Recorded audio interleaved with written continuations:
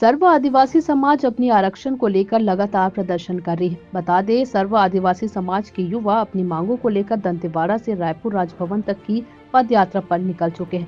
सर्व आदिवासी समाज की 390 किलोमीटर की यात्रा 11 या 12 फरवरी को राजभवन पहुंचेगी।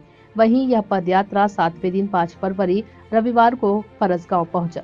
रात्रि विश्राम के दौरान सामाजिक बंधु से 32% आरक्षण की मांग को पूर्ण कराने को लेकर विस्तार पूर्वक चर्चा किया।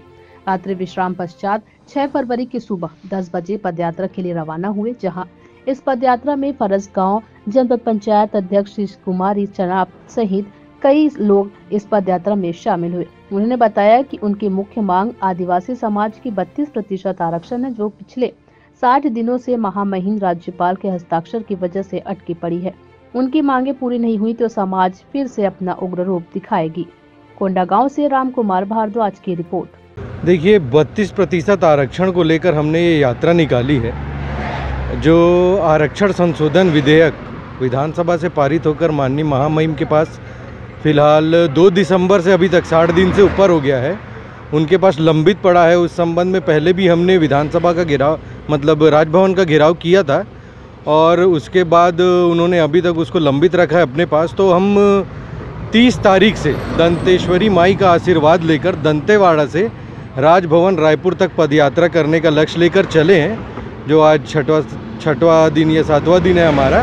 हम आज फरसगांव में पहुंचे हैं और आगे हम लगातार जा रहे हैं। हमारे साथ सुकमा, दंतेवाड़ा और बीच में जितने भी ज़िले वहाँ से पड़े हैं, वहाँ से सब हमारे साथी हमारे साथ जुड़ते जा रहे हैं। अभी फरसगांव से भी बहुत सारे साथी हमारे साथ जुड़े हैं और हमारी प्रमुख मांग यही है कि हमें हमारा 32% आरक्षण जल्द से जल्द और जितनी जल्द हो सके उतना जल्दी हमें मिल जाए। बस यही उम्मीद लेके हम राजभवन जा रहे हैं। देखिए, 32% आरक्षण के लिए हमारे साथ में है जो दंतेवाड़ा से निकले हैं और जो 2 तारीख को मतलब होना था, राज्यपाल के पास गया है, लेकिन वो आगे बढ़ा नहीं पा रही है। तो हम आरक्षण की मांग के लेकर ये पदयात्रा हमें यहाँ रायपुर तक पहुँचना है।